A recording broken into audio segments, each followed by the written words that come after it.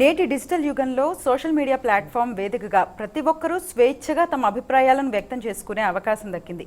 దీన్నే అదనుగా చేసుకుని మహిళలపై ట్రోలింగ్స్, అదేవిధంగా అసభ్యకర పదజాలం వాడుతూ కూడా విమర్శలు చేయడం చూస్తున్నాము.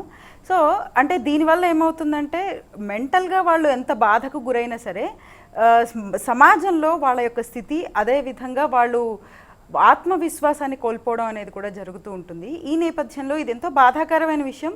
మరి దీని గురించే ఈనాటి మన హెల్ప్ లైన్లో మాట్లాడుకుందాము. అసలు ట్రోలింగ్ అనేది ఎక్కడ స్టార్ట్ అవుతుంది, న్యాయ చట్టాలు అసలు ఏం చెప్తున్నాయి, ఆడవాళ్ళు అసలు దీన్ని ఏ విధంగా ఎదుర్కొంటున్నారు, అదేవిధంగా సోషల్ మీడియా ప్లాట్ఫామ్స్ బాధ్యత ఏ విధంగా ఉంటుంది, దీని గురించి మాట్లాడడానికి మనతో పాటు స్టూడియోలో సిద్ధంగా ఉన్నారు సీనియర్ అడ్వకేట్ ఈ పార్వతి గారు. వారితో మాట్లాడదాం. నమస్తే మేడం. నమస్తే అమ్మా. మేడం, నిజంగానే ఇప్పుడు సోషల్ మీడియా బూమ్ అనేది ప్లస్లు మైనస్లు ఉన్నాయి. మైనస్ అనేది ఇంకొంచెం ఎక్కువగా కనిపిస్తుంది ఈ మధ్యన చూస్తుంటే. అమ్మాయిల మీద విపరీతంగా విమర్శలు, ట్రోలింగ్ చాలా ఎక్కువగా అనిపిస్తుంది కదా మ్యామ్? అవునండి, సోషల్ మీడియా అనేది దానికి బెనిఫిట్స్ ఉన్నాయి, తర్వాత అడ్వాంటేజ్ డిసడ్వాంటేజెస్ కూడా ఉన్నాయన్నమాట. ఒక రకంగా లాభాల కన్నా కూడా నష్టాల శాతమే పెరిగిపోయిందని చెప్పేసి మనం అనుకోవచ్చు. కాకపోతే సోషల్ మీడియా అంటే మనం ఫస్ట్ తెలుసుకోవాలి సోషల్ మీడియా అంటే ఏంటని.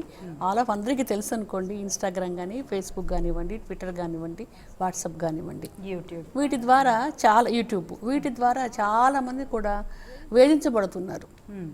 కొంతమంది ఏమో వాళ్ళకి దాని ద్వారా అప్రిసియేషన్ వస్తే, కొంతమందికి వేధింపులు వస్తున్నాయి అనమాట. వన్ వే బెనిఫిట్ అవుతుంది, అదర్ వే బెనిఫిట్ కాకుండా బాధకు లోనవుతున్నారు. మరి మీరు అడిగారు వీటికి సంబంధించి చట్టాలు ఏమన్నా ఉన్నాయని చెప్పేసి. వీటికన్నా ముందు విష్ణు గారు మనం ఒక విషయం తెలుసుకోవాలి. ఏంటంటే జనరల్గా మీడియాలో ఎట్లా ఉంటుందంటే, ఈ పొగడ్తలకేమో పొంగిపోకూడదు, తర్వాత విమర్శలకేమో కుంగిపోకూడదు అని చెప్పేసి మనం అనుకుంటాము. కానీ విమర్శలు చాలామంది తీవ్రమైన విమర్శకులున్నాయి. ఆత్మహత్యలు చేసుకోవడము, డిప్రెషన్లోనికి పోవడము, ఇలాంటివన్నీ ఉన్నాయి. వీటికన్నా ముందు మనము ఇలాంటి వ్యాఖ్యానాలు చేయడం తప్పు అని అంటే వెంటనే మనకు ఒకటి గుర్తుకొస్తుంది, ఆర్టికల్ 19 ఆఫ్ కాన్స్టిట్యూషన్ గుర్తుకొస్తుంది. మా అందరికీ వాక్ స్వాతంత్రం ఉన్నది, మా ఇష్టం వచ్చినట్లు మేము మాట్లాడవచ్చు, మా భావాలను మేము వ్యక్తీకరించేటటువంటి హక్కు మాకు ఉన్నది అని చెప్పేసి అంటున్నారు.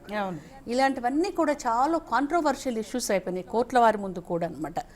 ఇంకొక రకంగా చెప్పాలంటే వీటికి సంబంధించి సరైన చట్టాలు లేవు.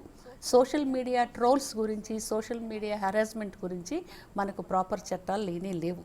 మరి చట్టాలు లేకపోతే మరి మహిళలకు రక్షణ ఎక్కడ? ట్రోల్స్కు లోనవుతున్నారు కదని అనుకోవచ్చు. చట్టాలు లేనంత మాత్రాన వారికి తగినటువంటి న్యాయం జరగలేదని మనం అనుకోవడానికి వీల్లేదనమాట. దానికి సంబంధించి ఐపీసీ చట్టాలను వాడుకోవచ్చు. అట్లాగే ఇన్ఫర్మేషన్ టెక్నాలజీ చట్టం ఉన్నది మనకు, దాన్ని కూడా వాడుకోవచ్చు. ఎందుకంటే ఇవన్నీ కూడా సైబర్ క్రైమ్స్ కిందకి వస్తాయన్నమాట. ఇవన్నీ కూడా ఇంటర్నెట్కు సంబంధించినటువంటి విషయాలే కదమ్మా. ఒక ఎక్విప్మెంట్కు సంబంధించి, ఒక కంప్యూటర్కు సంబంధించి, ట్విట్టర్, ఫేస్బుక్ ఇవన్నీ కూడా ఆ డివైజెస్కు సంబంధించిన విషయాలు కాబట్టి ఇది సైబర్ యాక్ట్ కిందకి వస్తుందన్నమాట.